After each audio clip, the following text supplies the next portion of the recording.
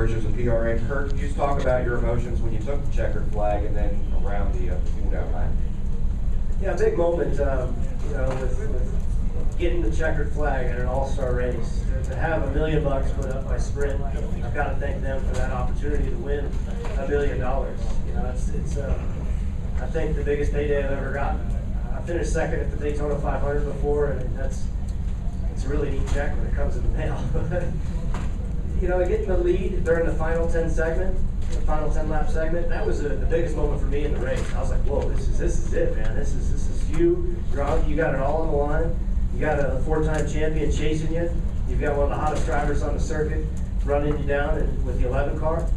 And to hold those guys off, to put up a fight, and to get back to that feel of knocking down good lap times and having a car to do it with, brought back memories of my 04 season, especially when I got to victory lane and I had that huge champagne bottle.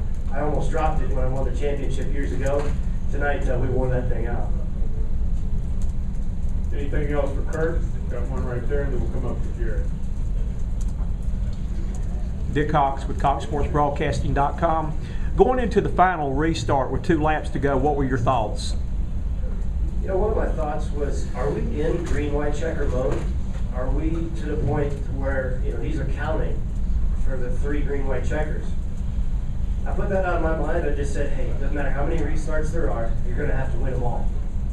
And with different competitors on my inside, whether it was Johnson, whether it was Logano, I just tried to not slip a tire. I tried to put down the best traction that I could and get through the gears as smooth as I could, no matter who the challenger was.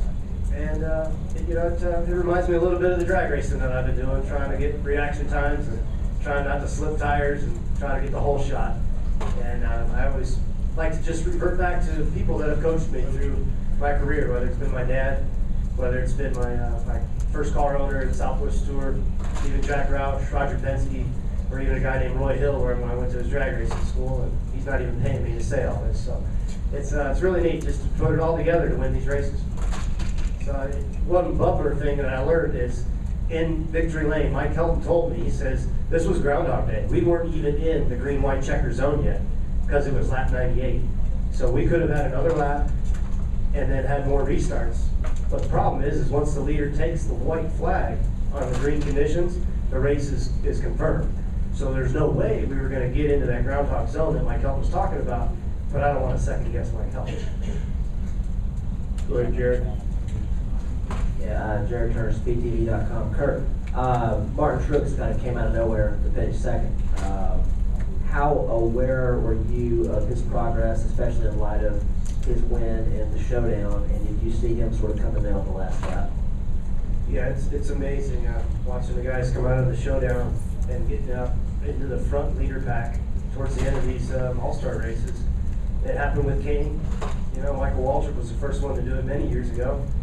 And I'm missing somebody that advanced through the open and to win the bad boy. You have to watch out for those guys because they got an extra 40 laps of track time.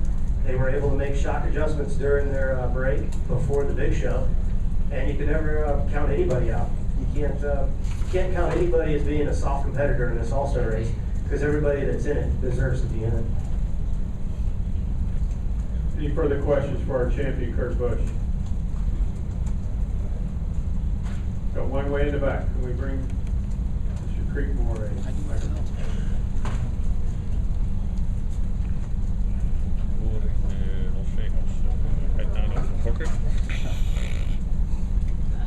Hey, Kurt, I've watched you this year in several different situations.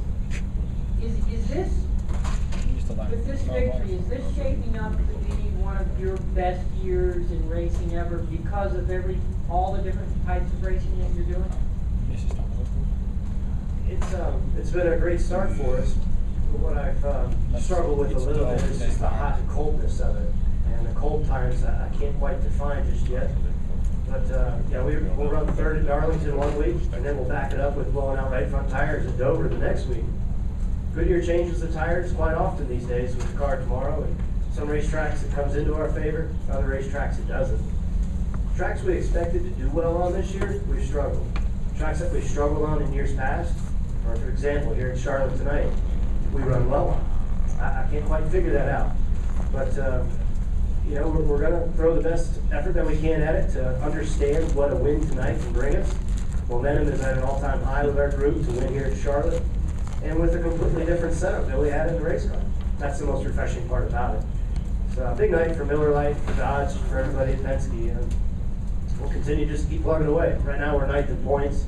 We're a little bit further behind than where we want to be, so we got to build some consistency back in it. Go ahead, Jim. Kurt, continuing on that line of thought, put aside for a moment the $1 million that you won. The fact that you performed so well at Charlotte tonight, does that give you kind of a better picture going into the 600 that you talked about has been a place where you struggled in the past? Yeah, again, it's interesting. On some of the tracks we expect to do well on, we struggled, and then tonight to have a successful run, even early on, to win the first segment, and then to bring it home for the $1 million. Pushing all that aside, with this setup, we feel very comfortable going into the 600. We have to pace ourselves for the daytime, then get into nightfall, and see how things play out for us. It's a tough series right now. Last year we finished 4th overall, and I knew that the RCR cars were going to be stronger, and I knew that the Roush cars were going to be stronger. And right now we've got 5 cars that are ahead of us that weren't that strong last year. So that moves us from 4th to 9th. We're going to have to continue to fight harder and get ourselves up in that mix with the Gibbs guys and those Hendrick guys week in and week out. Anything else for Kurt Busch? Kurt, thank you very much, and again, congratulations on winning the NASCAR Sprint All-Star Race. Thank you so much.